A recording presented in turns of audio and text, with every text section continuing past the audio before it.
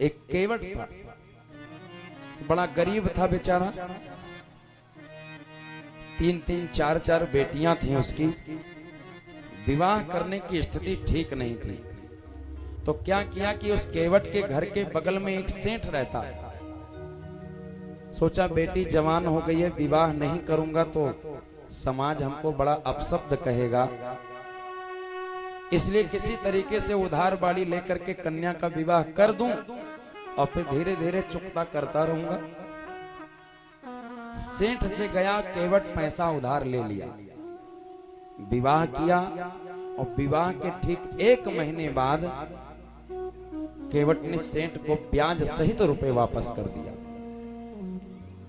बस बात इतना थी कि केवट ने जब पैसा दिया तो सेठ ने डायरी में चढ़ा दिया कि इस डेट में हमने केवट को पैसा दिया, लेकिन जब केवट ने उसको पैसा वापस कर दिया ब्याज सहित, तो सेठ बड़ा छल कपटी था, उसने काटा नहीं कि इसने दिया है पैसा। सोचा 1-2 महीने बाद फिर से तगादा करूंगा, ये तो मूर्ख है, ये क्या जाने। अब 1-2 महीना बीता, सेठ आया और कहा केवट तुम्हारे बेटे की शादी थी और तुमने हमसे पैसा लिया था, आज तक तुमने दिया नहीं। केवट ने कहा सरकार क्षमा करना, आपको भूल हो रही होगी, हमने अपने बेटे के विवाह के 1 महीने बाद ब्याज सहित आपको रुपए दिया था। अब सेठ कहे कि तुमने पैसा नहीं दिया, केवट कहे भैया हमने पैसा दिया था। आखिरी में सेठ ने क्या किया कि कोर्ट में जो है केस कर दिया सेठ के केवट के ऊपर। कहा कि हमने इसको पैसा दिया था, इसने हमको हमारा उधार पैसा दिया नहीं। अब भाई कोर्ट में जब बात चली गई तो केवट के ऊपर जो है FIR हो गया। अब कोर्ट में भी केवट बार बार कह रहा है हमने पैसा दिया, सेठ कह रहा है हमने पैसा नहीं दिया। तो भैया सिद्ध कैसे हो? तो अब कहा कि अब कोई गवाही आए दे तभी तो बात सिद्ध होगी।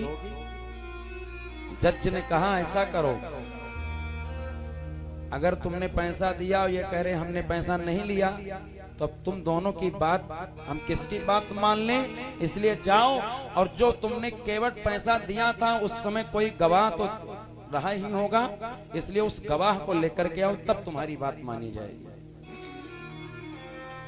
केवट ने कहा जज साहब हम पैसा जब दे रहे थे तो रघुनाथ जी वहां पर थे और कोई नहीं था, सिर्फ रघुनाथ जी थे। अब को जज ने जो है अपने संतरी से कहा कि जो है एक पत्र लिखो और रघुनाथ के घर पे भेजवा दो कि फला डेट में तुमको केवट के पक्ष में गवाही देनी है, आना है। केवट चला आया, सेठ चला आया और जब तारीख निश्चित हुई कि इस तारीख में जो है यहाँ सफाई देनी है, अपनी जो है अपनी सच्चाई व्यक्त करनी है, तो जो संतरी था, संतरी चिट्ठी लेकर के आया कि भाई केवट के पक्ष वाले रघुनाथ को दे दूं कि गवाही देने जाना है तुमको। अब संतरी आया, पूरे गांव में पूछा भैया रघुनाथ जी का घर क्या है, रघुनाथ जी का घर कहाँ है, कहीं मिला नहीं। ये किसी ने कहा कि हाँ रघुनाथ जी का घर तो कोई नहीं है, लेकिन रघुनाथ जी का मंदिर है। अब जब मंदिर में गया संतरी तो पुजारी मिला। पुजारी से संतरी ने कहा कहो पुजारी भैया बात क्या है? तो कहा ये पत्र है और ये पत्र दे देना, रघुनाथ कोई आएगा तो उसको पत्र दे देना और कह देना केवट के पक्ष में गवाही के लिए इस डेट में उपस्थित होना है कोर्ट में। पुजारी भगवान का भक्त था, वो समझ गया कि हमें लगता है केवट ने भगवान के ऊपर विश्वास करके रघुनाथ जी का नाम लिया है। कहा ठीक है दे दूंगा, आएगा रघुनाथ। तो पुजारी गया और भगवान के चरणों में निवेदित कर दिया पत्र को और कहा हे राम जी, आज तक सभी भक्त ने वस्त्र लाया, जल लाया, पुष्प लाया, फल लाया, लेकिन आज केवट पहला भक्त है जो कोर्ट में आपको गवाही देने के लिए पत्र आया है, इसलिए अब इसकी लाज न जाने देना। जैसे सबका भोग स्वीकार करते हो वैसे इसको भी स्वीकार करना और जो डेट इसमें लिखा है उस डेट पे पहुंच जाना, भक्त के मान को मत जाने देना। बंधुओं निवेदन करो, तारीख आई, एक कटघरे में कोर्ट के सेठ खड़ा हुआ, एक कटघरे में जो है केवट खड़ा हुआ। अब जज साहब कह रहे हैं केवट तुम्हारा गवाह कहाँ है रघुनाथ, बुलाओ। जब तक वो गवाही नहीं देगा तब तक जो है तुम्हारे पक्ष में जो है तुम्हारी विजय नहीं हो सकती, इसलिए बुलाओ गवाह कहाँ है तुम्हारा। और बंधुओं निवेदन करूं, जैसे केवट ने आंखों में आंसू भर करके कहा सरकार रघुनाथ जी आ रहे होंगे, कि देखा कोर्ट के ठीक सामने से एक दुबला पतला व्यक्ति फटी पुरानी धोती ले करके हाथों में लाठी लेकर के कोर्ट में पहुंच गया जाकर, और ऐसी गवाही दी कि एक ही गवाही में केस को समाप्त कर दिया, दूसरी तारीख मिली ही नहीं।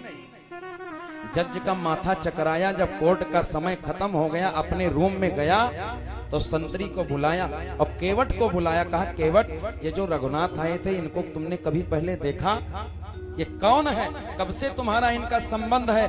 केवट ने कहा सरकार क्षमा करना, आज हमने पहली बार रघुनाथ जी को देखा, इससे पहले हमने रघुनाथ जी को नहीं देखा।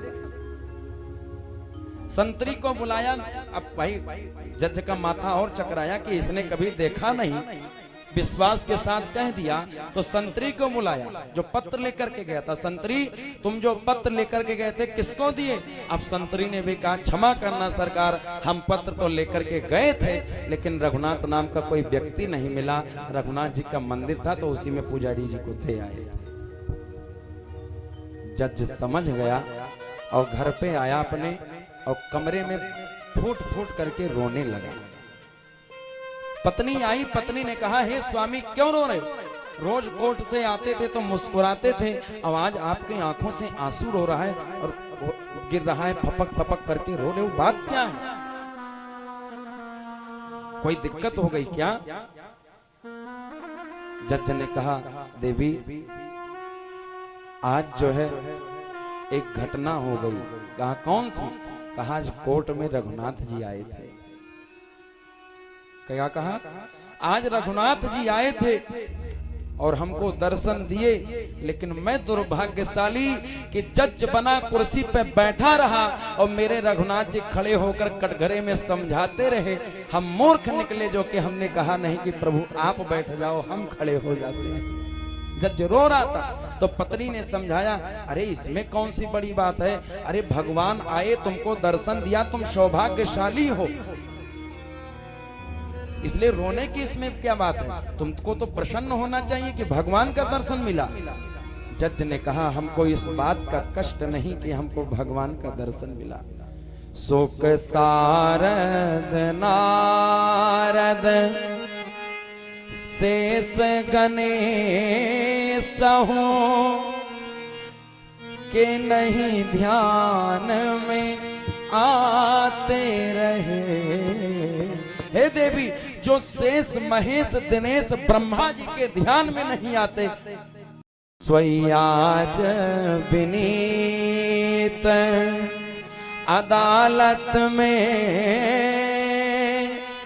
केवटा के गवाह कहाते रहे।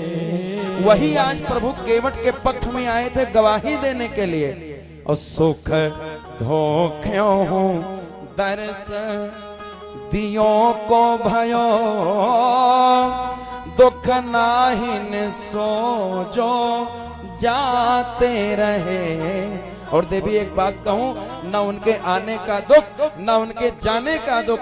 तो पत्नी ने कहा जब आने का दुख नहीं जाने का दुख नहीं तो रो क्यों रहे हो।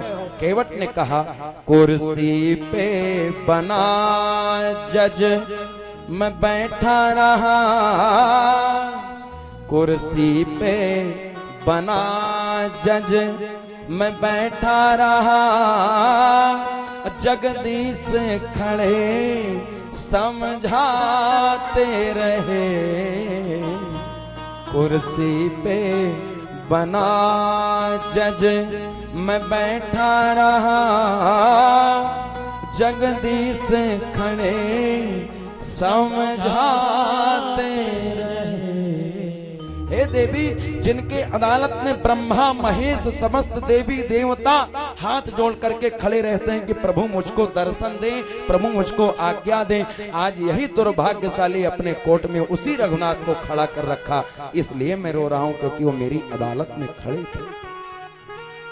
और उसी समय निवेदन करूं, जज घर को छोड़ करके वृंदावन चला गया और वृंदावन में लिखा है बांके बिहारी लाल जी के मंदिर में वो कभी बैठा ही नहीं। लोग कहते थे बैठ जाओ भैया, क्यों खड़े हो? तो कहा अब मैं नहीं बैठूंगा। क्यों? जिसने अपने अदालत में भगवान को खड़ा कर रखा है, अब मेरी यही सजा है, जब तक शरीर से मेरे प्राण नहीं निकल जाएगा तब तक मैं भगवान के दरबार में बैठूंगा नहीं।